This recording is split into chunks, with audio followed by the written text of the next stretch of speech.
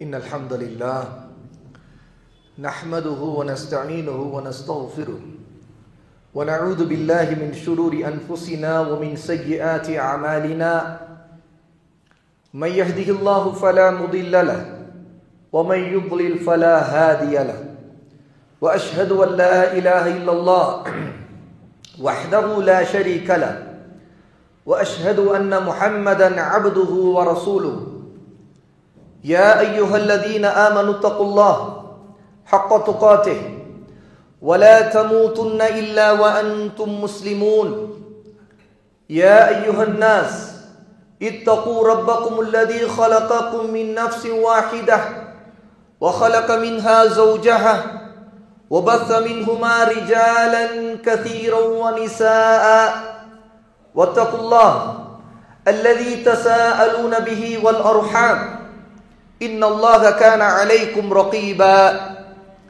يا أيها الذين آمنوا اتقوا الله وقولوا قولا سديدا يصلح لكم أعمالكم ويغفر لكم ذنوبكم ومن يطع الله ورسوله فقد فاز فوزا عظيما أما بعد فإن أصدق الحديث كتاب الله وأحسن الهدي هدي محمد صلى الله عليه وسلم وشر الأمور محدثاتها وكل محدثة بدعة وكل بدعة ضلالة وكل ضلالة في النار எல்லா புகழும் அல்லாஹ்வுக்கே உரியது. அவனையே புகழ்கிறோம், அவனிடமே உதவி தேடுகிறோம், அவனிடமே பாவ மன்னிப்பையும் கேட்கிறோம். நம்முடைய கெட்ட எண்ணங்களை விட்டு கெட்ட செயல்களை விட்டு அல்லாஹ்விடம் பாதுகாவல் தேடுகிறோம். அல்லாஹ் யாருக்கு நேர் வழி காட்டி விட்டானோ அவர்களை வழிகெடுப்பவர்கள் யாரும் இல்லை. அல்லாஹ் யாரை வழிகேட்டில் விட்டு விட்டானோ அவர்களுக்கு நேர்வழி காட்டுபவர்கள் யாரும் இல்லை. வணக்கத்திற்குரிய இறைவன் அல்லாஹுவை தவிர வேறு யாரும் இல்லை. அவன் தனித்தவன், அவனுக்கு இணை துணை யாரும் இல்லை என்று நான் சாட்சி சொல்கிறேன். முஹம்மது ஸல்லல்லாஹு அலைஹி வஆலிஹி வஸல்லம் அல்லாஹ்வுடைய ஒரு அடிமை, அல்லாஹ்வுடைய ஒரு தூதர் என்றும் நான் சாட்சி சொல்கிறேன். வார்த்தைகளிலே மிகச் சிறந்தது அல்லாஹ்வின் வார்த்தை, வழிகாட்டல்களிலே மிகச் சிறந்தது மிக அழகானது அல்லாஹ்வின் தூதர் முஹம்மது ஸல்லல்லாஹு அலைஹி வஸல்லம் அவர்களுடைய வழிகாட்டல். காரியங்களிலே மிக கெட்டது தீயது மார்க்கத்தின் பெயரால் புதிதாக ஒன்றை உருவாக்குவது. புதிதாக செய்யப்படுகிற ஒவ்வொரு காரியமும் பித்அத், ஒவ்வொரு பித்அத்தும் வழிகேடு, ஒவ்வொரு வழிகேடும் நரகத்திலே கொண்டு போய் தள்ளிவிடும்.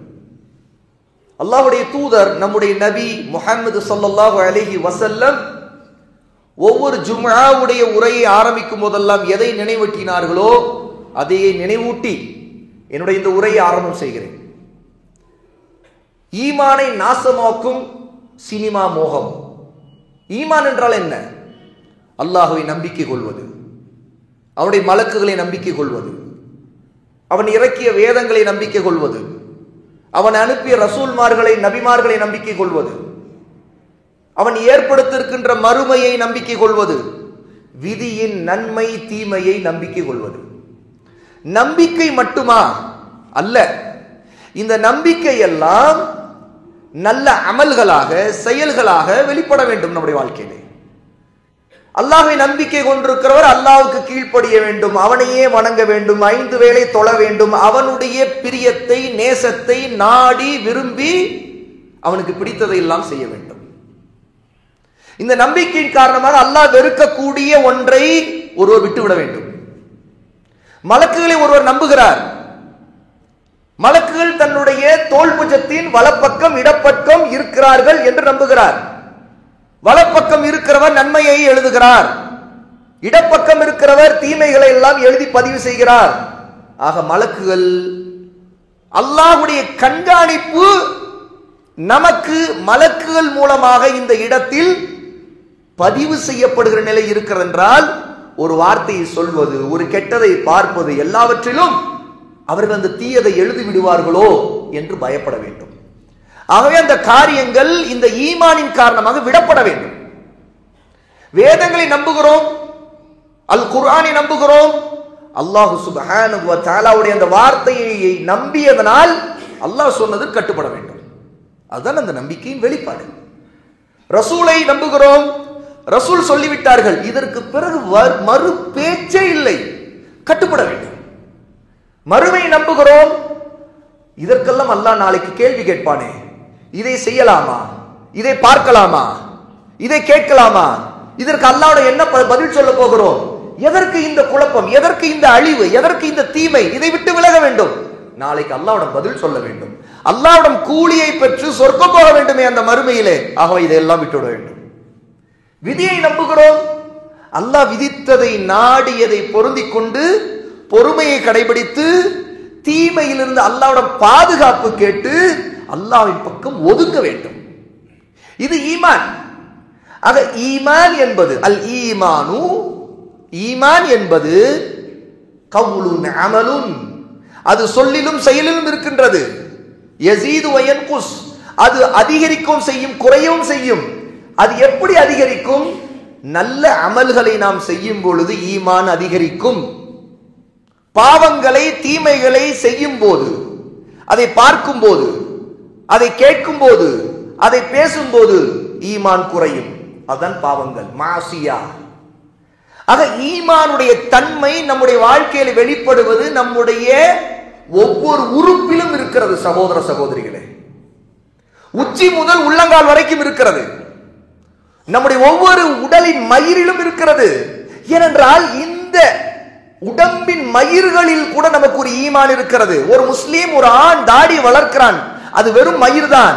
ஆனால் ஈமானின் தன்மை, என் நபி இட்ட கட்டளை வளர விடுங்கள். ஈமான் எப்படி வெளிப்படுகிறது பாருங்கள். ஒரு முஸ்லீம் ஆடை அணிகிறான், அந்த ஆண் தன்னுடைய கீழாடை கணுக்கால் கீழே போகக்கூடாது என்று நினைக்கிறான். ஏன்? என் நபி எனக்கு கட்டளை இட்டிருக்கிறார், அவரை நான் ஈமான் கொண்டிருக்கிறேன், அது வெளிப்படுகிறது. ஒரு முஸ்லீம் பெண் தன்னுடைய அழகு அலங்காரம் அத்தனையும் அந்நிய ஆண்களுடைய பார்வையை விட்டு மறைக்கிறாள். ஏன்? ஒரு ஆடையிலே அவள் மறைப்பது வெறும் ஆடையை கொண்டு மறைப்பது அல்ல, அது ஈமானை கொண்டு அவளை மறைப்பது அல்லாஹ்வுக்காக, நபியின் கட்டளைக்காக. ஆக ஈமான் என்பது நம்முடைய வாழ்க்கையில் வெளிப்படுவது நம்முடைய உறுப்புகள் மூலமாக. நம்முடைய பார்வை, நம்முடைய பேச்சு அனைத்திலும் வெளிப்படுகிறது. சினிமா இந்த அத்தனையும் நாசமாக்கக்கூடியது. உறுப்புகள் மூலமாக ஈமானை நீங்க வெளிப்படுத்த நினைத்தால் சினிமாவை பார்க்கும் பொழுது அந்த ஈமானை அது அழிக்கும், நாசமாக்கும். பாவங்களின் பக்கம் அது உங்களை கொண்டு போகும், நம்மை நிச்சயமாக இழுக்கும். அதிலே ஒவ்வொரு சத்தமும் நம்முடைய ஈமானை கெடுக்கும். அங்கே பேசப்படுகிற பேச்சுக்கள் கேட்கப்படுவது நம்முடைய ஈமானை பாதிக்கும். அங்கே பார்க்கப்படுகிற பார்வை அத்தனையும் நம்முடைய ஈமானை கேள்விக்குறியாக்கும். ஏனென்றால் சினிமா என்பது நல்ல அமல்களின் பக்கம் நம்மை ஆர்வம் ஊட்டுவதற்காக எடுக்கப்படுவது அல்ல. அது ஒரு கேளிக்கை, நேரம் விரயம். நம்முடைய அகீதா, நம்முடைய ஈமானை நாசப்படுத்தக்கூடிய எல்லா தந்திரங்கள் மதில் இருக்கிறது, கிராபிக்ஸ் இருக்கிறது. நம்முடைய மூளையை, நம்முடைய சிந்தனையை கட்டுப்படுத்தக்கூடிய ஆற்றல் அதற்கு இருக்கிறது. அவருடைய தொழில்நுட்பம் நம்மை கவனிக்க வைத்து, கூர்ந்து கவனிக்க வைத்து நம்முடைய நினைவை தடுமாற வைக்கக்கூடியது. ஏன் சினிமா பார்த்து பலர் பைத்தியங்களாக மாறுகிறார்கள்? ஏனென்றால் அவர்களை அந்த அளவுக்கு சினிமா கட்டுப்படுத்தி ஆக்கிரமிக்கிறது. ஒரு முஸ்லீமுடைய வாழ்க்கை அல்லாஹ்வுக்கு கட்டுப்பட்ட நிலையில் இருக்க வேண்டும், நபிக்கு கட்டுப்பட்ட நிலையில் இருக்க வேண்டும். ஆனால் இங்கே அல்லாஹ்வுக்கும் தூதருக்கும் மாறு செய்வதற்கு சினிமா தூண்டுகிறது, அந்த பாதிப்பை, தாக்கத்தை ஏற்படுத்துகிறது.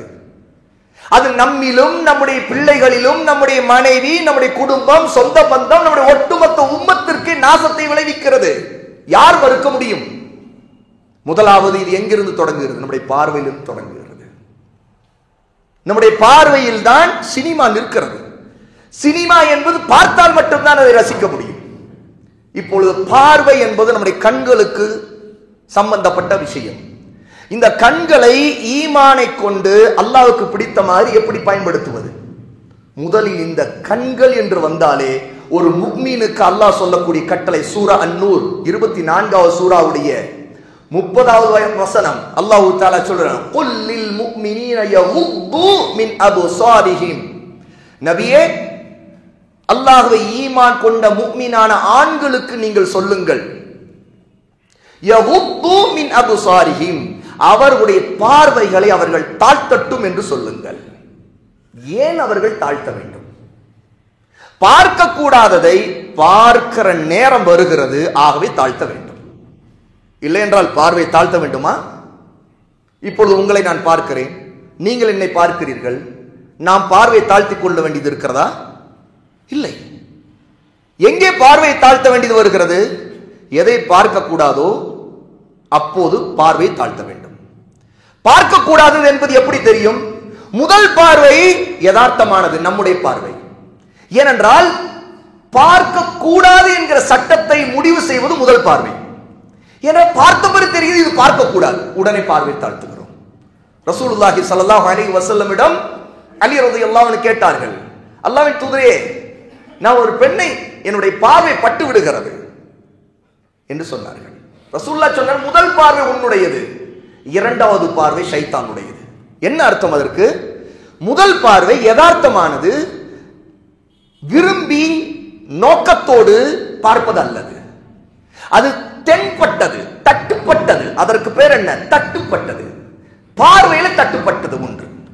நாம் விரும்பவில்லை, ஆனால் தட்டுப்பட்டு விட்டது. போய்கொண்டிருக்கிறோம், ஒரு போஸ்டர் தட்டுப்படுகிறது, பார்க்கக்கூடாத காட்சி அதில் இருக்கிறது, தட்டுப்பட்டு விட்டது.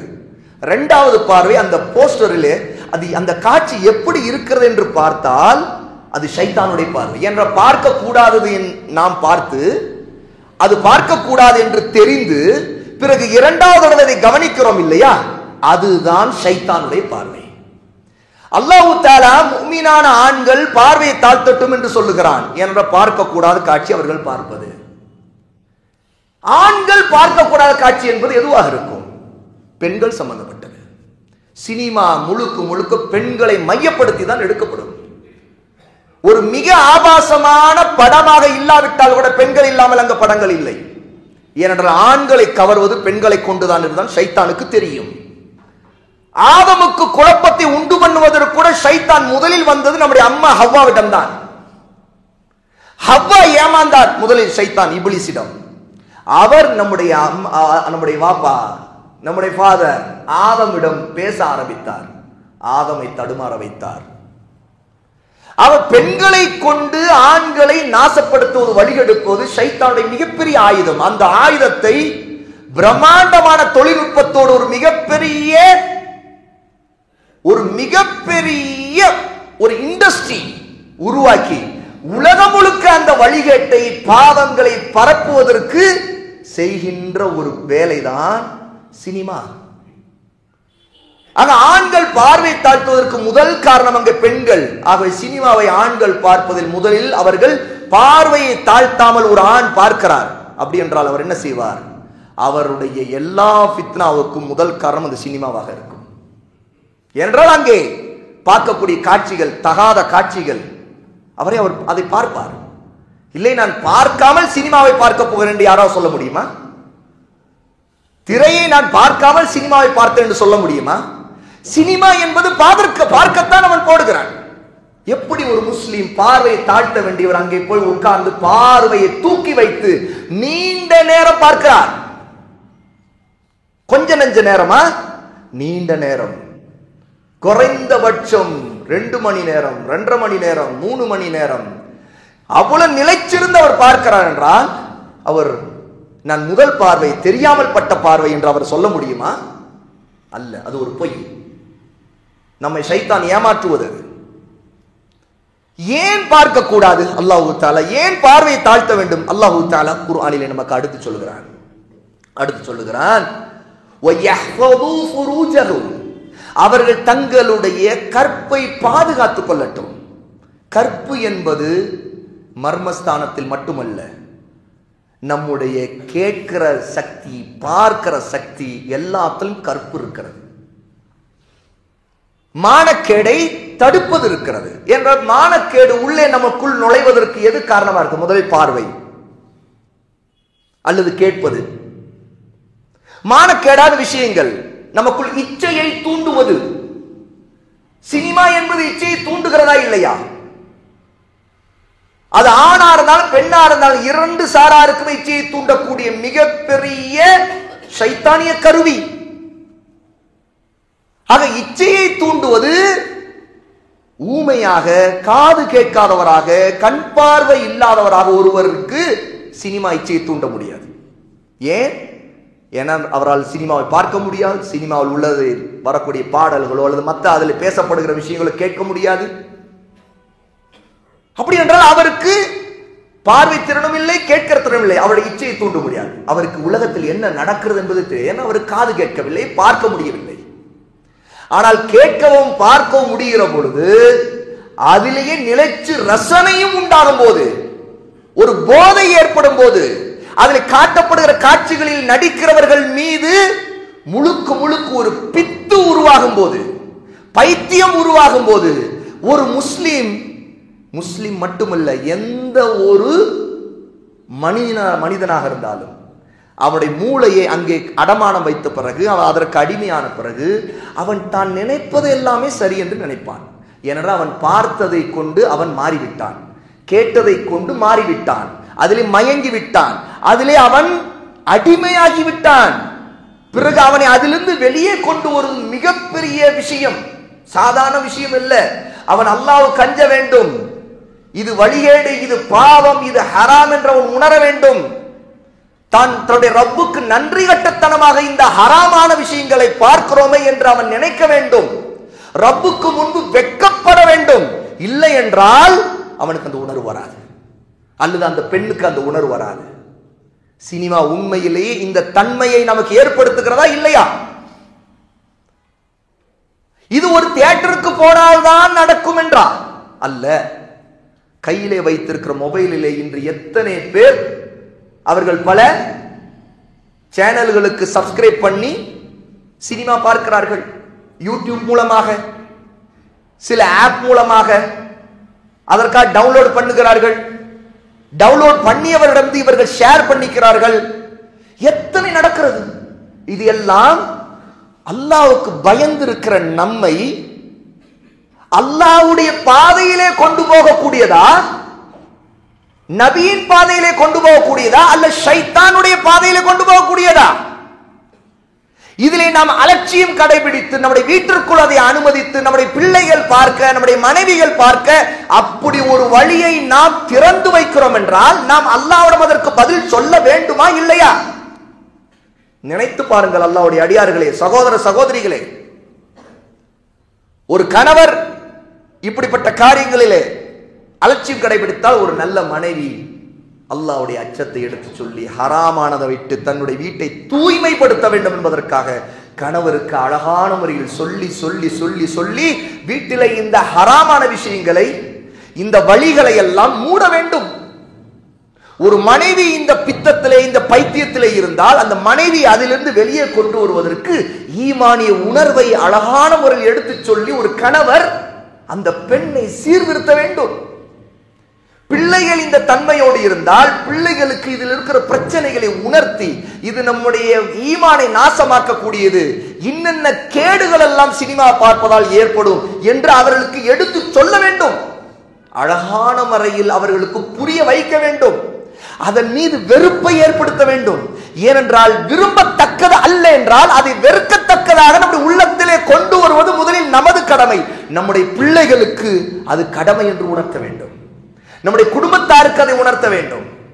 இதில் அலட்சியம் கடைபிடிப்பது, அதை ஒரு வேடிக்கை விஷயமாக நினைத்துக் கொள்வது, அல்லது சினிமா என்பது என்ன, இதெல்லாம் ஒரு டைம் பாஸ் என்று நினைப்பது இருக்கிறதே, இதிலே நாம் ஷைத்தானிடம் ஏமாந்து விட்டோம் என்று அர்த்தம். பிள்ளைகள் வளர்ந்து பருவம் அடைந்து அதற்கு பிறகு இந்த சினிமா மோகத்தின் காரணமாக அவர்கள் பல ஹராமான பாதைக்கு போகும் பொழுது சினிமாவின் உயிர் எதில் இருக்கிறது? காதல். காதல் என்பது என்ன? ஹராமான உறவுக்கான அனுமதி. நமக்கு மார்க்கம் தடை செய்திருக்கிறது. இதை அனுமதிக்கப்பட்டதாக நம்புகிறவர்கள் இறை நிராகரிப்பாளர்கள், காஃபிர்கள். அவர்கள் அதற்கு புனிதத்தை உருவாக்குகிறார்கள். அதை உயிரிலும் மேலானது என்று நம்புகிறார்கள். இது ஒரு குஃபர். உயிரிலும் மேலானது என்று காதல்ங்கிற உணர்வை நம்புவது ஒரு குஃபர். ஏனென்றால் நமக்கு அன்பு, நேசம் என்பது அல்லாஹ்வின் மீதுதான் எல்லாரை விட எதையும் விட அதிகமானது இல்லையா? அதற்கு இணையாக ஒரு நேசம் வந்தால் அது குஃபர், அது ஷிர்க்ல வரும். சினிமா அதை உருவாக்குகிறது. தொடர்ந்து நீங்களோ யாரோ ஒருத்தரோ காதல் சினிமா படங்களை பார்த்து கொண்டே இருக்கிறார் என்றால் அவருக்குள் உருவாக்கப்படுகிற ஆண் பெண் உறவில் இருக்கக்கூடிய அந்த நேசத்திற்கு ஒரு வரம்பு தாண்டி கட்டுப்பாடு இல்லாத புனிதத்தை உருவாக்கி என்னவளுக்கு நான் உயிர் கொடுப்பேன் அல்லது என்னவனுக்கு நான் உயிர் கொடுப்பேன் என்று ஒரு காதலன் காதலியுடைய நேசத்திற்கு ஒரு பைத்தியக்காரத்தனமான அந்த தன்மையை உச்சிக்கு கொண்டு போய் நிறுத்துவது இருக்கிறது. இந்த தன்மையை பார்த்து பார்த்து பழகனவனுடைய நிலை என்ன ஆகும்? அவனுக்கு அவன் விரும்பக்கூடிய ஒரு பெண்ணை பார்த்தால் அவன் ஒரு பைத்தியமாக மாறுவான். அல்லது அப்படிப்பட்ட ஒரு பெண் தனக்கு பிடித்த ஒரு ஆணை பார்த்தால் அவள் ஒரு பைத்தியமாக மாறிவிடுவாள். ஏனென்றால் இந்த ஆணுக்கும் இந்த பெண்ணுக்கும் பின்னாடி இருக்கக்கூடிய அந்த சினிமா போதை அவர்களை ஒரு கற்பனை உலகத்திலே கொண்டு போய் அடக்கி முடக்கி வைக்கிறது. அவர்களை நீங்க வெளியே கொண்டு ஒரு சாதாரணமான விஷயம் இல்லை. அந்த நேரத்தில் இந்த மாதிரி காதலர்கள் ஓடி போய் எங்கேயாவது கல்யாணம் பண்ணும் போது அவர்கள் போலீஸ் ஸ்டேஷன்ல பிடிக்கும் போது அவர்களை உட்கார வைத்து அந்த முஸ்லிமானவர்களாக அவர்கள் இருந்த அவர்கள் புத்திமதி சொல்லி நீங்கள் அவளை சீக்கிரம் வெளியே கொண்டு வந்து பாருங்கள். அதிலே அவர்களுக்கு எதுவும் பொருட்டல்ல, இஸ்லாம் பொருட்டல்ல, அல்லாஹ்வுடைய இபாதத்து பொருட்டல்ல, நபியின் பாதை பொருட்டல்ல, ஹலால் ஹராம் ஒரு பொருட்டல்ல. அவ்வளவு பைத்தியமாக அது ஆக்குகிறது. காதல் படங்கள் வராமல் சினிமா இருக்குமா? அல்லது வன்முறை? அது ஒரு விதமான சைக்கோத்தனத்தை உருவாக்கக்கூடியது. இந்த உலகத்தை பற்றிய ஒரு பிம்பத்தை ஒட்டுமொத்தமா ஒரு 3 மணி நேரத்துக்குள்ள ஒரு விஷயத்தை மட்டும் இலக்காக வைத்து தொடர்ந்து இதுதான் உலகம் காட்டினா அந்த மனிதன் பார்க்கிற காட்சியில தான் நம்ம உலகத்தை அவன் நினைக்கிறான். அதனால்தான் சினிமா நடிகர்களுக்கு உருவாகக்கூடிய ரசிகர்களுடைய நிலையை பார்த்தால் நமக்கு நன்கு தெரியும். அவர்களை பார்த்தா புரியுதா இல்லையா? அவர்களை பார்த்தால் ஆச்சரியம், வினோதம், ஒரு விதமான பைத்தியத்தன்மையை அதில் பார்க்கிறோம். ஏன்? அவர்கள் உண்மையில் அவருடைய சுய நினைவில் இல்லை. அவர்களை ஆக்கிரமித்திருப்பது ஷைத்தான். இந்த நடிகர்கள் மூலமாக அவர்களை முழுக்க ஆக்கிரமித்து கையில் எடுத்துக்கொண்டான். அவருடைய சிந்தனையை எடுத்துக்கொண்டான். அவர்களுக்கு அந்த நடிகர்கள் மீது இருக்கிற முஹப்பத், அந்த நேசம் வெறியாக மாறிவிட்டது. ஆகவே அவர்களுக்கு முன்னாடி அவருடைய பிள்ளைகள், தந்தை, தாய் யாருமே பொருட்டில்ல. என் தலைவன் தான் என்று அவர்கள் சொல்வார்கள். அவனுக்கு பிடித்த ஆடையை இவர்கள் உடுத்துவார்கள். அவன் ஒரு நடிகன், அவன் ஒரு படத்திலே ஏதோ ஒரு கதாபாத்திரத்துக்கு அவன் ஒரு ஆடை போட்டிருப்பான். அந்த ஆடையை இவர்கள் போட்டுக்கொள்வார்கள். அவர்கள் எப்படி ஹேர் ஸ்டைல் வச்சு அதே மாதிரி ஹேர் ஸ்டைலுக்கு இவர்கள் மாறுவார்கள்.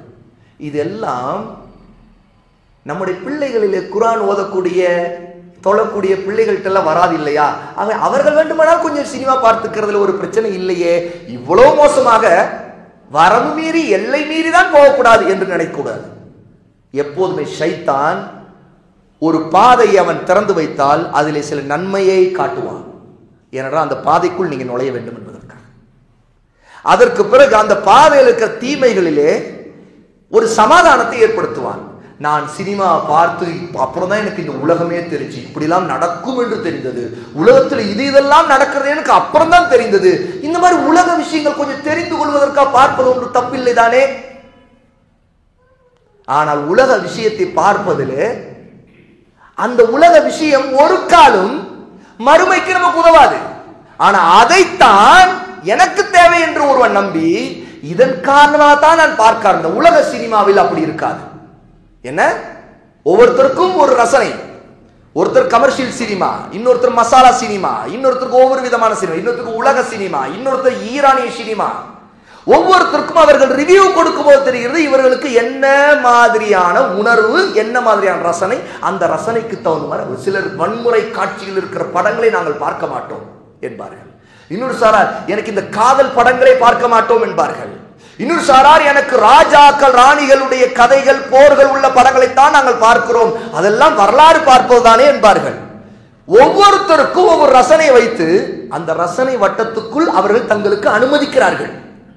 ஆனா அல்லாஹ் தடுத்திருக்கிறான். ஏன்? பார்வையிலே தடுத்து விட்டான். நீ பார்ப்பது அங்கே எதை பார்க்கிறாய்?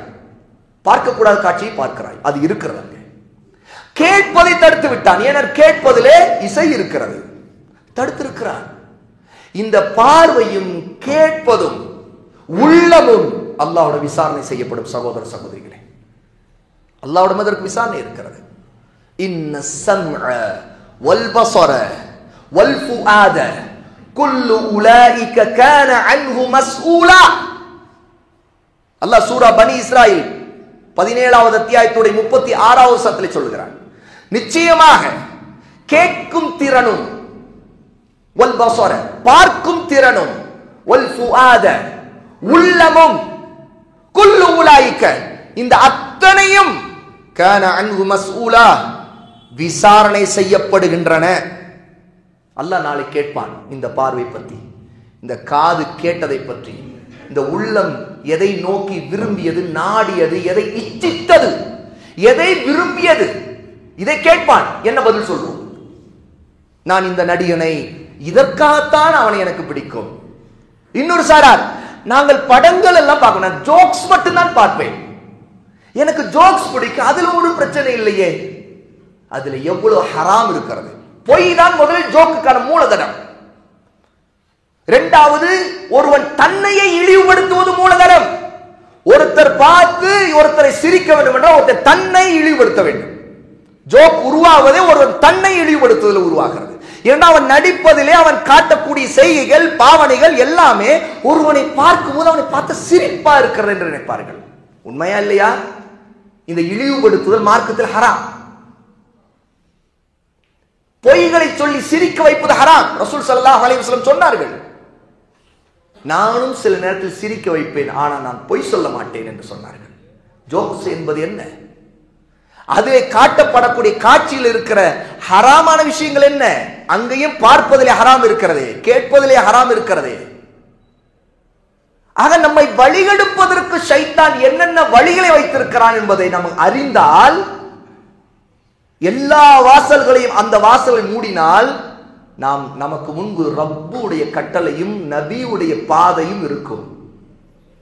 மார்க்கம் அனுமதித்தது எது என்று அப்புறம் நமக்கு தெரியும். சகோதர சகோதரிகளை அலட்சியமாக நினைக்கிற விஷயம் அல்ல என்பதை நீங்கள் நன்கு உணருங்கள். ஒரு முஸ்லீம் தாயி மார்க்கத்தை எடுத்து சொல்கிறவர்கள் தான் இப்படி இருப்பார்கள். இதெல்லாம் ஆலிம் சாக்களுக்குள்ள விஷயம். நம்ம ஃபேமிலில எல்லாம் அப்படி இருக்கக்கூடாது அப்படின்னு நினைக்கிறவர்கள் இருக்கிறார்கள். சிலர் நல்ல குடும்பம், மாஷா அல்லாஹ், ஹலாலான சம்பாத்தியம், அல்லாஹ் தஆலா அவங்க நிஅமத் செய்திருப்பான், அல்லாஹ் தஆலா அவர்களுக்கு ஒரு குறை வைத்திருக்க மாட்டான். அவர்களில் தொழுகிறவர்கள் இருப்பார்கள், ஆனால் அவர்களுக்குன்னு ஒரு லைஃப் ஸ்டைல் வைத்திருப்பார்கள். அந்த லைஃப் ஸ்டைல் மார்க்கத்திலே அதற்கு முரணான விஷயங்கள் இருக்கிறது என்பதை அவர்களுக்கு சுட்டி காட்டும் போது, இது எங்க ஃபேமிலியோடைய மாடலே இப்படித்தான், அதெல்லாம் நாங்கள் ஒண்ணுமே பண்ண முடியாது, எங்க வீட்டில் மினி தியேட்டர் இருக்கும், அல்ல எங்க வீட்டில் இப்படி ஒரு டிவி வைக்க வேண்டும், ஏன்னா இதெல்லாம் இருக்கதான் செய்யணும், நாங்கள் இதெல்லாம் பார்ப்போம், எங்க வீட்டில் இப்படி, எங்க குடும்பத்தில் இப்படி, எங்க கெட் டுகெதர்ல இப்படி, எங்க கெட் டுகெதர்ல இப்படி, நாங்க இப்படி இருப்போம். ஆனால் தொழுவார்கள், நோன்பு வைப்பார்கள், ஹலாலான முறையில் சம்பாதிப்பார்கள், ஆனால் இதில் அலட்சியமாக இருப்பார்கள். ஏன்? ஷைத்தான் அவர்களுக்கும் தெரியாமல் அவர்கள் ஏமாறுவதற்கு குடும்ப காரணத்தையோ அல்லது தங்களுக்கு இருக்கிற வசதிகளை இப்படி காட்ட வேண்டியது இருக்கிறது என்ற நம்பிக்கை ஏற்படுத்தி வைத்திருக்கிறார்கள். ஆக என்ன, வீட்டில் ஒரு டிவி கூட இல்லை அப்படின்னு கேட்டுருவாங்களே, அதற்காக ஒரு பெரிய டிவி. எதுவுமே பார்க்க மாட்டீங்களா, நீங்களா பிற்போக்குவாதிகளா, உலகமே தெரியாதவங்களா அப்படின்னு நினைச்சிருவாங்களாம். அதனால அதுக்கு ஒரு டிவி, அதுவும் ஹால்ல இருந்தாகணும், அதுவும் சாப்பிடுவோம் டைனிங்ல உட்கார்ந்து இருக்கும்போது ஏதாவது ஓடணும், அதெல்லாம் ஒரு சீன், அதெல்லாமே ஒரு பந்தா, இது எங்களுக்கு தேவை அப்படி நம்புகிறவர்கள் இருக்கிறார்கள். இது எவ்வளவு வினோதமானது பாருங்கள். அவருடைய ஈமானை அவர்கள் அறியாமலே ஏமாற்றுகிறார்களே, எவ்வளவு கவலைக்குரியது. அவருடைய நன்மைகள் அழிவது அவர்களுக்கு தெரியாமல் போய்விட்டதே, இது எவ்வளவு கைசேதத்திற்குரியது. அவருடைய பிள்ளைகள் அவர்களுக்கே தெரியாமல் இந்த மாதிரியான கேடுகட்ட விஷயங்கள் பார்த்து பழகி அதன் மீது ஈர்க்கப்படுவதை அவர்கள் உணராமல் இருக்கிறார்களே. அவருடைய பிள்ளைகளுக்கு அவர்கள் கொடுத்து வாங்கி கொடுக்கிற விலை உயர்ந்த மொபைல்களிலே அவர்கள் என்ன பார்க்கிறார் என்பது இவர்களுக்கு தெரியுமா? சுப்ஹானல்லாஹ், எவ்வளவு பெரிய ஃபித்னா! அந்த ஃபித்னா வீட்டுக்குள் வெடிச்சால்தான் பயம் இருக்கிறது. அப்புறம் சொல்லுகிறார், என் பிள்ளை இப்படி ஓடி போனதே காரணம் அவன் இந்த சினிமா இப்படிலாம் பார்த்துக்கிட்டே இருந்தது தான். என் பையன் இப்படிப்பட்ட காரியம் பண்ணது காரணம் இப்படித்தான். இன்னும் சில நேரங்களில் இப்படி எல்லாம் பஞ்சாயத்தில் வரும். என் மனைவி இப்படி பார்த்துக்கிட்டே இருந்தா, எதனால இப்படி ஆச்சு? நான் அலட்சியமா இருந்தேன், அவளுக்கு இப்படிலாம் நான் சுதந்திரம் கொடுத்தேன், அந்த சுதந்திரம் தான் இப்படி ஆயிடுச்சு. பஞ்சாயத்துகளில் என்னென்ன பிரச்சனை வருது. என் கணவர் இப்படிலாம் இருந்தார், நான் அதை பெரிதுபடுத்த மாட்டேன், கடைசியில் பார்த்தா அது இப்படி போய் முடிஞ்சிருச்சு. எல்லாத்துக்கும் காரணம் என்ன? இன்னைக்கு எல்லா கள்ள உறவுகளுக்கு காரணம் சினிமா தான். அப்படி என்றால் சினிமா வருவதற்கு முன்னாடி கள்ள உறவே இல்லையா என்று கேட்கிறவர்களுக்கு நாம் சொல்லுகிறோம், சினிமா வந்தவர் கள்ள உறவை நல்ல உறவு போல காட்டிவிட்டது. அதற்கு முன்னாடி வரைக்கும் அந்த கள்ள உறவுங்கிற குற்ற உணர்வாச்சு இருந்துச்சு. ஆனால் சினிமா வந்த பிறகு கள்ள உறவெல்லாம் நல்ல உறவு போன்ற தோற்றம் கொடுக்கப்பட்டு விட்டது. இதுதான் வித்தியாசம். இரண்டாவது வித்தியாசம், அதிகப்படுத்தி விட்டது. மூன்றாவது வித்தியாசம், அதற்கு சமூகத்தில் ஒரு மறைமுகமான அங்கீகாரத்தை கொடுத்து விட்டது. நான்காவது வித்தியாசம், குடும்பத்திற்குள்ளே அங்கீகாரம் கொடுத்து விட்டது. இதெல்லாம் சகஜமான விஷயம், இதெல்லாம் நடக்கிற விஷயம். இது ஏன் இதெல்லாம் ஒரு விஷயமா பேசணுமா அப்படிங்கிற அளவுக்கு இன்று மக்கள் மனநிலை மாறியதற்கு காரணம் என்ன? தொடர்ந்து உங்களுக்கு ஒரு விஷயத்தை பல வடிவத்திலே, ஒரே விஷயத்தை பல வடிவத்தில் அது நல்லது போலவே காட்டிக் கொண்டிருந்தா என்ன? மனிதன் ஏமாந்துருவான். கடைசியில் அது நல்லதுதான். அப்புறம் அது தப்புன்னு ஒருத்தர் சொன்னா அவன் தான் கெட்டவனா தெரியுமா? அதுதான் இன்னைக்கு தாய்கள், ஹசரத்துமார்கள் சினிமா ஹராம் என்று சொல்லும்போது இவர்களும் உலகமே தெரியல, எந்த உலகத்தில் இருக்கிறாங்க இவங்க ஒரு தனி உலகத்தில் இருக்கிறாங்க. என்ன உலகம் எப்படி மாறிடுச்சு? சினிமாவில் என்னென்ன காட்டுறான் தெரியுமா? அங்கே என்னென்ன டெவலப்மெண்ட் இருக்குது, என்னென்ன டெக்னாலஜி வந்திருக்குது, இதெல்லாம் இவர்களுக்கு தெரியாது. இவர்களுக்கு உலகமே தெரியல. ஆனால் அல்லாஹ்வின் பாதையில் இருக்கக்கூடியவனுக்கு அந்த உலகம் நன்கு தெரியும். அந்த உலகத்திற்கு போவதற்கு தடையா இருக்கிறது எல்லாம் என்னவென்று நன்கு தெரியும். ஏன்னா அவனுக்கு இல்ம் இருக்கும். இல்ம் உள்ளவன் தான் இதை பிரித்து அறிவான். ஃபித்னாவை அறியக்கூடியவன் அந்த ஃபித்னா எந்த வழியிலே வரும் என்பதை அவன் தான் அறிவான். சினிமாவை தான் புள்ள பார்த்துக்கிட்டு இருந்துச்சுன்னு நினைப்பான். ஆனா அதுக்கு பிறகு என்ன ஃபித்னா வந்துச்சுன்னா அப்புறம் இவனுக்கு தெரியாது. ஆனா முன்னாடியே ஒருத்தர் சொல்லுவார், வேணா இது பிரச்சனை, இந்த வழியெல்லாம் திறந்து வைக்காதீங்க, இதை விட்டு நகருங்க, நீங்க முதல் நகருங்க. மணிக்கணக்கில் நீங்க மொபைல்ல உட்கார்றதோ, நீங்க பார்க்கறதோ, நீங்க என்னென்ன பார்க்க சினிமா இல்லை. நான் சினிமா பார்க்கல, ஆனா இவர் பார்க்கக்கூடிய எபிசோட்ஸ் யூடியூப் சேனல்ல இவர் சப்ஸ்கிரைப் பண்ணி வச்சிருக்கிற விஷயங்கள் மார்க்கத்தில் ஆகுமானதாக இருக்கிறதா? பார்க்கக்கூடிய ரீல் ஷார்ட்ஸ்ல வந்து என்ன பார்க்கிறார்கள் நிறைய பேர். உண்மையிலே இன்று வந்திருக்கிற மிகப்பெரிய ஃபித்னா, கையிலேயே சினிமா வந்ததனுடைய விளைவு, சினிமா என்றால் அதற்கு 3 மணி நேரம் இருக்க வேண்டும் என்ற அவசியம் இல்லை என்று வந்துவிட்டது. ஏன்? இந்த 3 மணி நேரத்தை இல்ல, 6 மணி நேரத்தை துண்டு துண்டாக நீங்கள் பார்க்கக்கூடிய பல காட்சிகள் கொண்ட ரீல் ஷார்ட்ஸ் மூலமாக உங்களுடைய நேரத்தை, உங்களுடைய மனநிலையை, உங்களுடைய வாழ்க்கையை கெடுக்கக்கூடிய விஷயங்கள் எவ்வளவோ நுழைகிறது. இதை சினிமா செய்கிறதா இல்லையா? இது ஈமானுக்கு எந்த பாதிப்பும் தராதா? நம்முடைய அமல்களை பாதிக்கவே செய்யாதா? அல்லாஹ்வுடைய நெருக்கத்திற்கு எது குறுக்கே இதெல்லாம் வரவே இல்லையா? நபிக்கு மாறு செய்வதில் இது எதுவுமே வராதா? நினைத்து பாருங்கள், சிந்தியுங்கள் சகோதர சகோதரிகளே. அல்லாஹ்வுக்கு கட்டுப்படுவதுதானே மார்க்கம். மார்க்கம்ங்கிறது என்ன?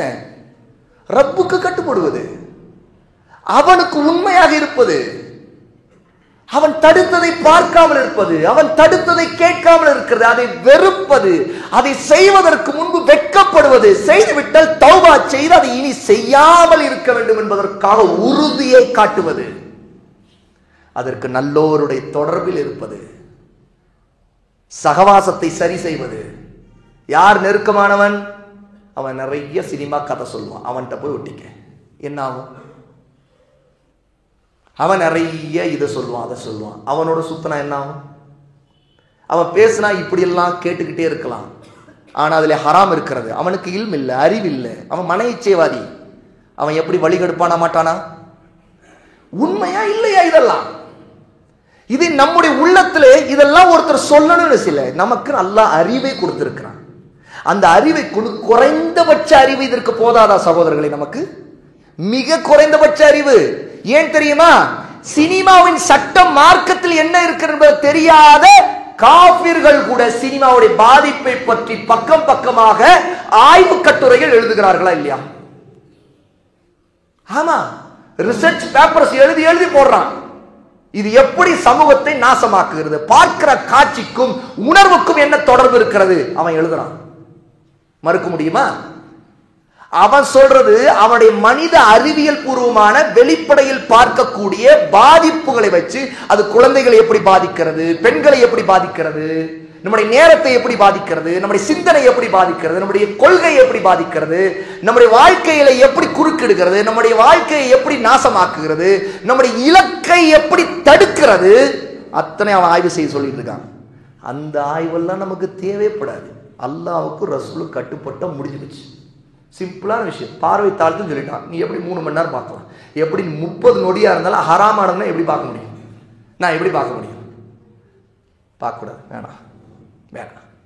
பிளாக் பண்ணணும், நோட்டிபிகேஷனை பிளாக் பண்ணணும். தேவை இதெல்லாம் ஹராமானது வருது, அன்சப்ஸ்கிரைப் பண்ணணும். இது நம்முடைய ஈமான். ஏன்னா அல்லாஹ் பதில் சொல்லிதான் இன்ன ஸம்அ வல் பஸர வல் ஃபுஆத, உள்ளத்தை கூட அல்லாஹ் கேள்வி கேட்பான், விசாரிப்பான்னு சொல்றான். உள்ளம், இந்த உள்ளத்தை கெடுக்கிறதா இல்லையா சினிமா? சகோதர சகோதரிகளே, பிறகு எப்படி அதை ஆதரிப்பது? அதில் நடிக்கக்கூடிய ஹராமான சம்பாத்தியம் செய்யக்கூடியவர்களை ஆதரிப்பது, அவர்களுக்காக கோஷ்டியை உருவாக்குவது, அவர்களுக்கு பின்னே நிற்பது, அவர்களை பார்ப்பதற்கு பைத்தியமாக அலைவது, இதெல்லாம் ஒரு முஸ்லிமுடைய பண்பாக இருக்க முடியுமா? முஸ்லிம்களுடைய வாழ்க்கையில் இதெல்லாம் இருக்க முடியுமா? முஸ்லிம்களுடைய தனித்தன்மை என்ன? அவர் அல்லாஹ்வின் கூட்டம், அவர்கள் எப்போதும் அல்லாஹ்வின் கட்சிக்காரர்கள். அல்லாஹ்வுடைய சட்டம் தான் அவருடைய வாழ்க்கையின் ஒவ்வொரு விஷயத்திலும் இருக்கும். அவருடைய பார்வைக்கும் அல்லாஹ் தான் கட்டுப்பாடு போடுகிறான். அவருடைய கேட்கிற திறனுக்கு அல்லாஹ் தான் கட்டுப்பாடுகிறான். அவருடைய வாயிலிருந்து வரக்கூடிய வார்த்தைக்கு அல்லாஹ் கட்டுப்பாடு போடுகிறான். சினிமாவை பார்க்கிறவர்கள் ஒன்றுமில்லை, ஒரு பாட்டை பஸ்ஸிலே போகும்போது ஏதோ ஒரு வழியிலே அந்த பாட்டு நம்முடைய காதிலே விழுந்ததால் அதனுடைய ஹம்மிங் நம்முடைய உள்ளத்தில் வந்து உட்காருக்கிறதா இல்லையா? இது எவன் மறுப்பான்? இது யாரால் மறுக்க முடியுமா? ஏன்? அது ஷைத்தானுடைய ஓசை. அவ்வளவு அதற்கு தாக்கம் இருக்கிறது. அதை கட்டுப்படுத்துறதுல நம்முடைய ஜிஹாதுன் நப்ஸ், ஜிஹாதுன் நப்ஸ், நப்சுக்கு எதிரான ஜிஹாத் போர் செய்ய வேண்டியது இருக்கிறது. மன இச்சைக்கு எதிரானது. ஏனென்றால் காதை நாம் மூட முடியாது. அது காதுக்குள் வந்து விட்டது, உள்ளத்திற்கு போய்விட்டது. அது ஏதோ ஒன்றை பண்ணுகிறது. இப்போ ஜிஹாத் செய்ய வேண்டும், நப்சுக்கு எதிராக ஜிஹாத். அந்த நப்சு என்ன தூண்டுகிறான்? ஷைத்தான். இதை இன்னும் கேள், இதை ரசிச்சுப்பார், இதுல எவ்வளவு நுட்பம் இருக்கிறது. இந்த பாட்டை பாடியவன் எவ்வளவு அழகாக பாடுகிறான், இதை பாடக்கூடிய இந்த பெண்ணுடைய ராகம் எப்படி, இவள் குரல் எப்படி, இவளுடைய சுதி எப்படி, இவளுடைய எல்லாத்தையும் அவன் தூண்டுகிறான் தூண்டுகிறான் தூண்டுகிறான். அப்போ ஒருவன் அதில் அப்படியே ஆக்கிரமிக்கப்படுகிறான். ஒரு ஆக்டோபஸ் வந்து கவர்வதை விட மோசமான நிலை. ஏன்? ஆக்டோபஸ் ஒரு ஜட வடிவத்தில் அது நம்மை பிடிக்க வரும்போது நம் கண்ணுக்கு பட்டால் அல்லது அது நம்மை பின்னாடியே வந்து நம்மை வளைத்தால் அதனுடைய கரங்கள் எல்லாம் நம்மை சூழும் போது, சுற்றி வளைக்கும் போது, இதோ ஆக்டோபஸ் நான் மாட்டிக்கிட்டு அது என்னை பிடிக்குது, என்னை வளைக்குது, என்னை உள்ள முற்றுகையிட்டுருச்சுன்னு புரியும். ஆனா இது எதுவுமே இல்லாம இந்த சினிமாவும் இந்த பாட்டுகளும் ஹராமான விஷயங்கள், ஹராமான காட்சிகள், ஹராமான விஷயங்கள், ஒளி ஓசைகள், இது நம்மை அப்படி கண்ணுக்கு தெரியாத விதத்தில் வந்து கவருகிறது என்றால் இது எவ்வளவு மோசமானது. இது உண்மையா இல்லையா? அல்லாஹ்வுக்கு அஞ்ச வேண்டும் அல்லாஹ்வுடைய அடியார்களே. இது சிந்தித்து பார்க்க வேண்டும். நம்மை சுத்தப்படுத்த வேண்டும். நம்ம உள்ளத்தை சுத்தப்படுத்துவது, பார்வையை சுத்தப்படுத்துவது, காதுகளை சுத்தப்படுத்துவது, நம்முடைய குடும்பத்தை சுத்தப்படுத்துவது. பெரியவர்கள், அவர்கள் கீழ் சிறியவர்கள், பிள்ளைகள். ஒரு குடும்ப தலைவர் என்றால் அவருக்கு கீழ் அவருடைய மனைவி, அவருடைய குடும்பத்தில் இருக்க அத்தனை பேர் பொறுப்புதாரிகள். அவர்கள் வழித வருவதற்கு எந்த விதத்திலும் அதை தடுப்பதற்கு எந்த முயற்சியும் எடுக்கவில்லை என்றால் ஒரு குடும்ப தலைவர் அல்லாஹ்வோட பதில் சொல்ல வேண்டுமா இல்லையா?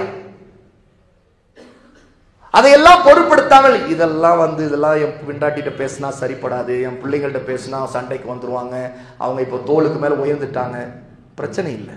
அவங்க சண்டைக்கு வராத மாதிரி பேசுங்க, அவ்வளவுதான். சரி, சண்டையே போட்டாலும் அல்லாஹ்வுக்கா சபரோடு பேசுங்க. அவங்களை கத்தினாலும் திட்டினாலும் அல்லாஹ்வுக்கா சபரோடு துவா செய்யுங்க. அவங்களுக்கு தொடர்ந்து சொல்லுங்க.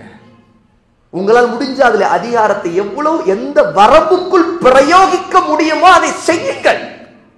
எந்த வரம்பு உங்களுக்கு இருக்கிறது அந்த வரம்பை செய்யுங்கள், அந்த வரம்புக்கு போங்கள். ஏன்னா அல்லாஹ் சொல்ற வத்தகுல்லாஹ் மஸ்ததஅது, உங்களால் இயன்ற வரைக்கும் முடிந்த வரைக்கும் அல்லாஹ்வுக்கு அஞ்சுங்கள் என்று அல்லாஹ் சொல்றாங்க. எவ்வளவு அல்லாஹ்வுக்கு அஞ்ச முடியுமோ, எவ்வளவு தூரம் உங்களால் முடியுங்கள். முதலில் நாம் அதற்கு முன்மாதிரியா இருக்க வேண்டும். நாம் அதை வெறுக்கிறோம், அதை விட்டு விலகுகிறோம். நாம் எடுத்து சொல்ல வேண்டும், புரிய வைக்க வேண்டும், கற்றுக் கொடுக்க வேண்டும், தலீம் செய்ய வேண்டும். வீட்டுக்குள் குர்ஆன் சுன்னாவுடைய அறிவை பரப்ப வேண்டும். அவர்களுக்கு நல்லோர்கள் கல்வி உள்ளவர்களுடைய தொடர்பு, அந்த கல்வியோடு உள்ள தொடர்பை ஏற்படுத்த வேண்டும். பயானுக்கு அழைச்சிட்டு வரணும், ஜும்மாவுக்கு அழைச்சிட்டு வரலாம். இன்னைக்கு எத்தனையோ ஒரு சினிமா தான் இந்த தலைப்புன்னு தெரிஞ்சிடும். உங்களுடைய மனைவிகள் இந்த தலைப்பு தான் தெரிந்து உங்க மனைவி அழைச்சிட்டு வந்தீங்களா? யோசிச்சு பாருங்க, அப்படி யோசிங்க. இது தலைப்பு கேட்கணும் பிள்ளைங்களை அழைச்சிட்டு வந்தீங்களா? அல்லது ஒரு நண்பன் இருப்பான், நீங்க அதை விட்டு விலகி இருப்பீங்க. ஒரு நண்பன் இருந்திருப்பான், அவன் ஒரே சினிமா பைத்தியமா இருந்துகிட்டு இருக்கான். அவனை பாப்பான்னு கூட்டிட்டு வந்தீங்களா? இதான் தாவா, அல்லாஹ்வின் பக்கம் அழைக்கிறது. யாருக்காக செய்யறோம்? ரப்புக்காக. ஏன்? ஒரு முஸ்லீம் எப்படி இருக்கணும் நாம் தெரிஞ்சிருக்கிறோம். முஸ்லீம் இப்படி இருக்கணும், இன்னொரு முஸ்லீம் அப்படி இல்லையா? அந்த முஸ்லீமுக்கு இந்த முஸ்லீம் வழிகாட்டணுமே. ஒரு மேடையில் இருந்து பயான் செய்வதோ தாவா என்று நினைத்தீர்களா சகோதர சகோதரிகளே? அத்தாவத்து இலல்லாஹ், அல்லாஹ்வின் பக்கம் மக்களை அழைப்பது என்பது உங்களிலிருந்து, உங்கள் வீட்டிலிருந்து, உங்களுடைய பிள்ளை, உங்கள் மனைவி, மக்கள், உங்கள் பக்கத்து வீட்டுக்காரர், உங்களுடைய தெரிஞ்ச நண்பர், உங்க வியாபாரத்தில் வந்திருக்க உங்களுடைய கஸ்டமர், யாரா இருக்கட்டும், அல்லாஹ்வின் பக்கம் அவங்களை அழைக்கலாம். ஒரு நன்மை ஏவலாம், ஒரு தீமை தடுக்கலாம். அழகான முறையில் செய்யணும், அவ்வளவுதான். அழகான முறையில் செய்யணும். உனக்கெல்லாம் அறிவு இருக்காடா, உனக்கு அப்படியாடா, நீ உனக்கெல்லாம் மூளை இருக்காடான்னு பேசுறது இல்லை. அப்படி பேசக்கூடாது. சிந்திச்சு பார், இது அல்லாஹ்வுடன் பாவம் இல்லையா? இது நினைத்துப்பார். இது அலட்சியம் கடைபிடிக்கிறாயே, நாளைக்கு அல்லாஹ்விட்ட என்ன பதில் சொல்லுவாய் நினைத்துப்பார். நீ பார்ப்பது என்ன, நீ கேட்பது என்ன, இது ஹராம். இதை சொல்லி புரிய வையுங்கள் சகோதர சகோதரிகளே. இதன் தாவா. இதற்கு ஒரு முஸ்லிம் முயற்சி செய்வது இதில் மட்டுமல்ல, முதல் தௌஹீதிலிருந்து ஆரம்பிக்க வேண்டும். அல்லாஹ் என்றால் யார் என்று சொல்லுங்கள். உங்கள் பிள்ளைகளுக்கு, உங்கள் மனைவிக்கு பேசுங்க அல்லாஹ்வை பற்றி, அவருடைய உயர்ந்த அவருடைய பண்புகளை பற்றி, சிஃபாத்தை பற்றி பேசுங்கள், தௌஹீதை பேசுங்கள், ஷிர்க்கை பற்றி பேசுங்கள், பித்அத்துகளை பற்றி பேசுங்கள், அதை வெறுத்ததை சொல்லுங்கள், சாட்சியாக இருங்கள், சுன்னாவுக்கு நபியின் பாதைக்கு நில்லுங்கள், நபிக்கு பின்னாடி வந்து நில்லுங்கள். இன்று என்ன நடக்கிறது? நம்முடைய முஸ்லிம் உம்மத் நடிகனுக்கு பின்னாடி போய் நிற்கிறார்கள். ஏனென்றால் அவர்களுக்கு நபி யாருன்னே தெரியாது. அவர்கள் சொல்லக்கூடிய லா இலாஹ இல்லல்லாஹ் முஹம்மது ரசூலுல்லாஹ்வுக்கு அர்த்தமே தெரியாது. லா இலாஹ இல்லல்லாஹ் முஹம்மது ரசூலுல்லாஹ்வுடைய அர்த்தமும் தாத்பரியம், அவருடைய தாக்கம் நம்மிடம் தெரிந்திருந்தா, நமக்கு தெரிந்திருந்தா, நம்முடைய உம்மத்துடைய நிலைமை இப்படி இருக்குமா? இருக்காது. இந்த உம்மத் லா இலாஹ இல்லல்லாஹ்வுக்காக நிற்கும், முஹம்மது ரசூலுல்லாஹ்வுக்காக நிற்கும். அதுதான் உம்மா. அப்படித்தான் சஹாபா இருந்தார்கள். ஆக நம்முடைய வாழ்க்கையினுடைய சீர்திருத்தத்திற்கு இந்த இடத்தில் நாம் மிக முக்கியமாக சிந்திக்க வேண்டும். அல்லாஹ்வுடைய அடியார்களே, அல்லாஹ் நம்மை பாதுகாப்பானாக.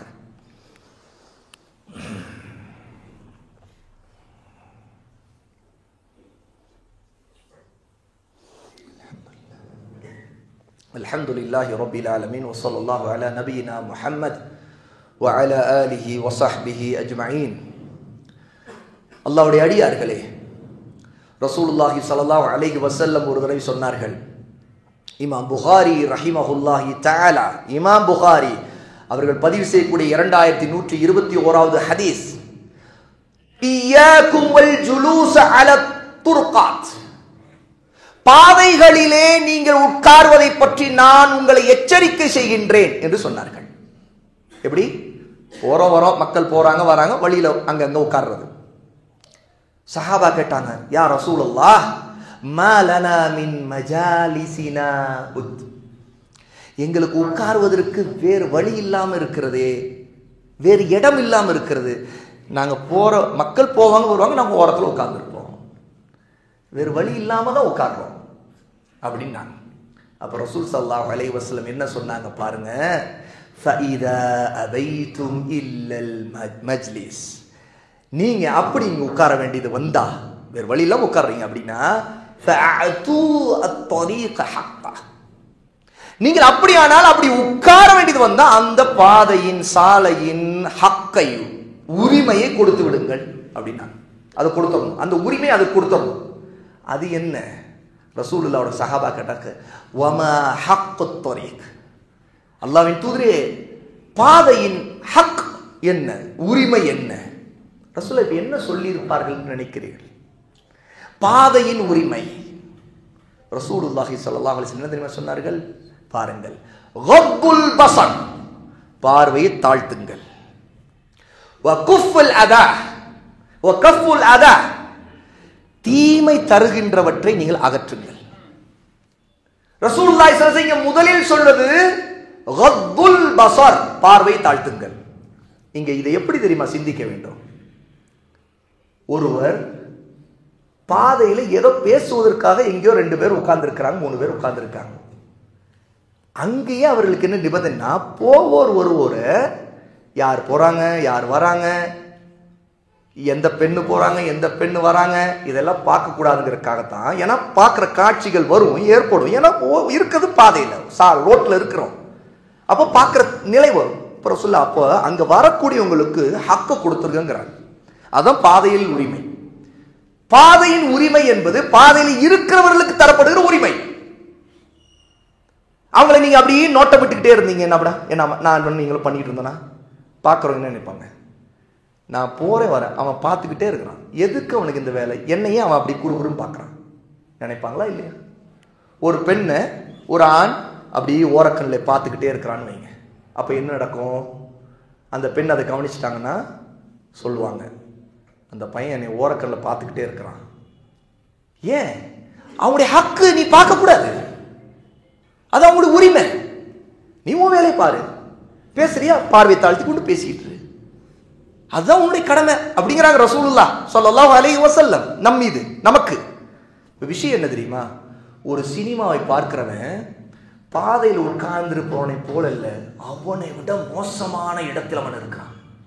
ஏன்னா பாதையில காட்சிகள் இப்படி இப்படி வந்து வந்து வர்றவங்க, நடந்து போறவங்கள மட்டும்தான் அவங்க பார்ப்பாங்க. ஆனா இங்க அந்த காட்சிகள்ல எல்லாம் இச்சை ஊட்டுவதற்கும் ஒருவன் அதற்கு மனநிலையோடு தயாரோடு அதை விரும்பி நேசிச்சு போய் உட்கார்ந்து பார்க்கறான். உண்மையா இல்லையா? அப்ப கத்துல் பஸர், பார்வை தாழ்த்துங்கள் இந்த கட்டளை இருக்குது. அது சாலைக்கு ரோட்டுக்கு தரப்பட்ட நோக்கம் என்னவோ அந்த நோக்கம் அதை விட ரொம்ப தேவையான ஒன்றா இருக்கு சினிமாவுடைய விஷயத்துல. சிந்திச்சு பாருங்க. ஏன்? ஏன்னா அங்க பார்க்க கூடாத காட்சி தான் நிறைய காட்டுறாங்க. நான் சென்சார் பண்ணிக்குவேன், இதை பார்க்க மாட்டேன் அதை பார்ப்பேன். யாராவது சினிமா பார்த்துருக்காங்களா? பார்க்க முடியுதா? நமக்கு தெரியும், சினிமா பார்க்கறதுக்குன்னு ஃபேமிலியா போறவங்க தம் பிள்ளைகளை அழைச்சிட்டு போயிடுவாங்க. ஆனா ஏற்கனவே தெரிந்தவரா இருந்தா அந்த சினிமாவை பார்த்து அதுல எந்த இடத்துல எந்த நேரத்துல ஒரு அசிங்கமான காட்சி வருது, எந்த இடத்துல எப்படிப்பட்ட காட்சி வரும் தெரிஞ்சிருந்தா தம் புள்ள அதை பார்த்துடக்கூடாதுன்னு டக்குன்னு கண்ணை மூடுவார் முன்னாடியே. இல்லைன்னா அவர் தெரியாம இப்பதான் பாயிருக்காங்க, திடீர்னு ஒரு காட்சி வந்துருச்சு, சட்டுன்னு அவங்களுடைய பிள்ளையோட கண்ணை மூடுவாங்க. இதெல்லாம் நீ பார்க்க கூடாது, ஆனா இவர் பார்ப்பாரு. இவருக்கு பாவம் இல்லையா? இது சாத்தியமா? முதல் பார்க்கக்கூடிய காட்சிகள் ஆபாசமாக இருந்தால்தான் பார்க்க கூடாது என்பது 2வது சட்டம். எப்படி? ஆபாசம் என்ற ஒரு வரையறை வச்சிருக்கோமா இல்லையா? ஆபாசம் என்றால் அது ஒரு நிர்வாணம் அல்லது அரை நிர்வாணம் அல்லது 2 பீஸ் ஆடை, இப்படிப்பட்ட பெண்ணை பார்க்கிறது தான் ஆபாசம். அவள் தான் ஆபாசத்தில் இருக்கிறான்னு நினைக்கிறோம். அது அல்ல, அது 2வது. அது மிக மோசம். ஒரு பெண் எல்லாம் மூடிதான் இருக்கிறார், ஆனா அவள் திரும்ப பார்க்கணும். ஒரு தடவை பார்த்தாச்சு, அது யதார்த்தப்பட்ட கண்ணு. இன்னொரு தடவை அந்த பெண்ணை பார்க்கணும்னு தோணுது இல்ல, அந்த 2வது பார்வை, அந்த 2வது பார்வை ஹராம். ஆனா அந்த பெண் மூடிதான் இருக்கிறார். ஏன் தோணுது? மூடி இருக்கிற பெண்ணை திரும்ப பார்க்கணும் ஏன் தோணுச்சு? ஏன் தோணுது? நான் ஒரு ஆணுக்கு ஏன் தோணுங்கிறது ஆண்கள் அறிவார்கள், ஆண்களுடைய உணர்வு அறியும். அந்த பெண்ணை அப்படி பார்க்கிறான். ஆகவேதான் சலஃபிலே ஒரு கூற்று இருக்கிறது, நம்முடைய சலஃபிலே சலஃப் என்றால் நம்முடைய சஹாபா, அவங்களை பின்பற்றி வந்த மிகச்சிறந்த நல்லோர்களுடைய வார்த்தையில் ஒரு கூற்று இருக்கிறது. பெண்ணே, நீ ஆணின் கண்ணை ஒரு காலம் நம்பாத, அந்நிய ஆணின் கண்ணை ஒரு காலம் நம்பாத. அவன் உன்னை நீ முழுக்க மூடியவனாக நீ பார்த்தால் கூட அவனுடைய கண்ணில் அவன் நிர்வாணமாக உன்னை பார்க்க முடியும். அவனுடைய கண்ணில் உன்னை நிர்வாணமாக பார்க்க முடியும். அந்த அளவுக்கு மனதிற்கும் கண்ணுக்கும் தொடர்பு இருக்கு. யாராவது மறுக்க முடியுமா? முடியாது. ஒவ்வொரு ஆணும், பருவத்தை அடைந்த ஒவ்வொரு ஆணும் இதை உணர்வான். ஏன்னா அவனுடைய மனசுக்குள் வரக்கூடிய அலைவாயக்கூடிய ஷைத்தானுடைய வஸ்வாஸ் தூண்டல்கள் அவனுக்கு தெரியும். இதை ஒரு பெண்ணும் ஒரு கட்டத்தில் உணர்ந்துருவா. ஏன்னா ஆணுடைய பார்வையிலே பெண் சில நேரத்தில் உணர்வா. ஏன்னா பார்வைக்கு அவ்வளவு பெரிய சக்தி இருக்கிறது. பார்வைதான் ஒட்டுமொத்த உலகத்தை நமக்குள் உருவாக்குகிறது. பார்க்கிற காட்சி வானமாக இருக்கும். அந்த வானத்தில் எத்தனையோ விஷயங்களை உள்ளம் உருவாக்கும், கற்பனை உருவாக்கும். ஒரு வெற்று வானத்தை பார்த்தே ஒரு மனிதனுக்கு கற்பனை எங்கேயோ பறக்கிறது என்றால் அவன் பார்க்க கூடாதுன்னு பார்வை தாழ்த்துங்கிற கட்டளை மீறிட்டான்னு வைங்க, அங்க ஒரு பெண்ணை அவன் முழுக்க மூடிய பெண்ணா பார்த்தாலும் அவனால் அந்த ஆணால் நிர்வாணமாக ரசிக்க முடியும். அவ்வளவு ஒரு கற்பனையை ஷைத்தான் கட்டவிழ்த்து விட்டு நாசமாக்கி விடுவான். இதற்கான பாதையை மூளை சலவையை செய்யக்கூடிய ஒரு மிகப்பெரிய தந்திரத்தின் ஷைத்தானின் கருவிதான் சினிமா, இன்று இருக்கிற மொபைல். சகோதரர்களே, ரசூல் ஸல்லல்லாஹு அலைஹி வஸல்லம் பாதையிலே அவர்களை பார்ப்பது விஷயத்தில் பார்வை தாழ்த்துங்கள் என்று சொன்னதற்கு காரணத்தை நினைத்து பாருங்கள். என்ற அந்த காரணம் நம்மை கடந்து போகிறவர்களை நம்ம குறுகுறுன்னு பார்த்தா, அல்லது அவங்க ஏன் போறாங்க, எதுக்கு போனாங்க, எப்ப போனாங்க, இதையெல்லாம் நோட்டமிடுவதை போல பார்த்தாலே அவர்களுக்கு அது இடையூறு என்றா. ஆனால் இங்கே பார்க்கப்படுகிற காட்சிகள் மூலமாக நம்முடைய உள்ளத்திற்கு எவ்வளவு இடையூறுகள் வருகிறது. ஏன் இன்னைக்கு எவ்வளோ இளைஞர்கள் எனக்கு கனவு கண்ணி என்று பேசுகிறான் பல நடிகைகளை. உண்மையா இல்லையா? ஏன் அப்படி என்றால் அவன் என்ன சொல்ல வருகிறான்? கனவு கண்ணி என்று அவன் ஏன் அதை சொல்லுகிறான்? அவன் கனவிலே ஹராமித்தனம் பண்ணக்கூடியவன்.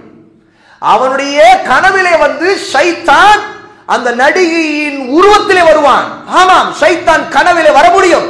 ரசூலுல்லாஹ் ஸல்லல்லாஹு அலைஹி வஸல்லம் அவருடைய தோற்றத்தை தவிர, அவருடைய உருவத்தை தவிர வேற எல்லாருடைய உருவத்தையும் ஷைத்தான் எடுக்க முடியும். அவன் ஒரு ஜின், கனவிலே வர முடியும் அவனால். ஆகவேதான் எதை பார்க்கிறோம், எது நம்மை அதிகம் பாதிக்கிறோம், எதன் மூலமா நம்மை கெடுக்கணும்னு நினைக்கிறானோ ஷைத்தான் கனவிலே கெடுப்பான். அந்த கனவு சினிமா பார்க்கும்போது அந்த நடிகையின் மூலமாக ஒரு மனிதன் கனவிலே அவன் ஹராமை செய்வதற்கு, ஜினாவை செய்வதற்கு தூண்டக்கூடியது. அந்த தூண்டுகிற வேலையை இப்படி ஷைத்தான் செய்வான். இதான் சகோதரர்களே, அல்லாஹ்வுக்கு பயப்பட வேண்டும். சினிமாவுடைய நாசக்கார எல்லா விதமான வழிகளையும் மூட வேண்டும், அதற்கு உதவுவதை மூட வேண்டும். அந்த பாதையிலே இருக்கிறவர்களுக்கு அல்லாஹ்வுடைய நன்மையை நாடி அவர்களுக்கு நசீஹத் செய்ய வேண்டும், பொறுமையை கடைபிடிக்க வேண்டும்.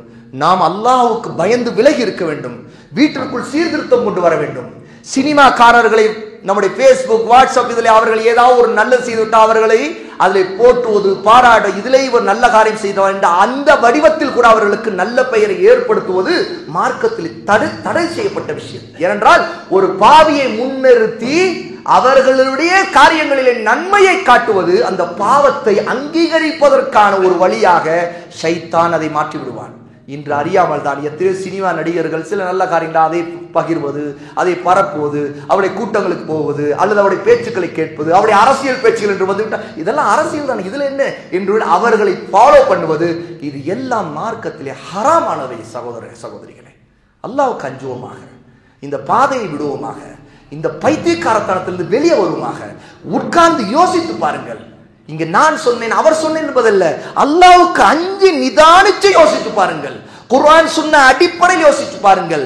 மற்ற எல்லா தத்துவங்கள், கற்பனைகள், வரட்டு விவாதங்கள் அதெல்லாம் தூக்கி எறிந்து விட்டு யோசித்து பாருங்கள். தெரியும் இந்த பாதை ஹராம்.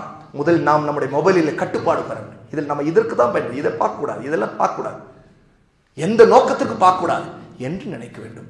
அல்லாஹ் சுப்ஹானஹு வ தஆலா நம் அனைவரையும் அல்லாஹ்வுக்கு அஞ்சக்கூடியவர்களாக, ஹராமை விட்டு விலகக்கூடியவர்களாக, அல்லாஹ்வுக்கு உண்மையாக இருக்கக்கூடியவர்களாக, வெளிப்படையிலும் சரி மறைவிலும் சரி, மக்களுக்கு முன்னாடி இருந்தாலும் சரி தனிமையில் இருந்தாலும் சரி, அல்லாஹ்வுக்கு உண்மையாக அவனுக்கு முன்பு ஹராமை செய்வதில் வெட்கப்படக்கூடியவர்களாக, ஈமானுடைய தன்மையை அதிகப்படுத்துபவர்களாக, நன்மைக்கு முந்துபவர்களாக, நன்மையான காரியங்களில் ஆர்வமூட்டுபவர்களாக, நம்முடைய பிள்ளைகளுடைய குடும்பத்தையும் வழிகாட்டுபவர்களாக, அவர்களை சீர்திருத்தம் செய்பவர்களாக, அவருடைய விஷயத்தில் அல்லாஹ்விடம் கையேந்தி பிரார்த்தனை செய்து துஆ கேட்டு அவர்களுடைய உள்ளங்கள் மாற, அவருடைய சிந்தனைகள் மாற, அவர்கள் நேர்வழி வர, அவர்கள் ஹராமை விட்டு விலக, ஹராமை பார்ப்பதை விட்டு விலக, ஹராமை கேட்பதை விட்டு விலக அல்லாஹ்விடம் இறங்குவோமாக. அல்லாஹ் தஆலா மன்னிப்பானாக, நம்முடைய சமூகத்தை சீர்திருத்துவானாக. இந்த சீர்திருத்தம் இல்லாமல் ஈமான் சரியாகாது. அல்லாஹ்வுக்கு முன்பு நாம் உண்மையானவர்களாக இருக்க முடியாது. அல்லாஹ்விடம் மன்னிப்பை கேட்போமாக. அல்லாஹ் சுப்ஹானஹு வ தஆலா நம்முடைய சமூகத்தின் ஒவ்வொரு நம்முடைய பிள்ளைகளையும், நம்முடைய பெண்களையும், நம்முடைய வாலிபர்களையும் அல்லாஹ் திருத்துவானாக. ஹராமான மக்களுக்கு பின்னே போவதிலிருந்து அவர்களை தடுப்பானாக. அல்லாஹ் சுப்ஹானஹு வ தஆலா எல்லா நேரத்திலும் எல்லா நிலையிலும் நம்முடைய நபி முஹம்மது ஸல்லல்லாஹு அலைஹி வஸல்லம் அவருடைய பாதையில் இருக்கக்கூடிய உண்மையான நல்ல முஸ்லிம்களாக, அல்லாஹ்வுக்கு அஞ்சக்கூடியவர்களாக, ஹராமை விட்டு விலகியவர்களாக அல்லாஹ் ஆக்குவானாக. வ ஆகிரு தஅவானா அல்ஹம்துலில்லாஹி ரப்பில் ஆலமீன்.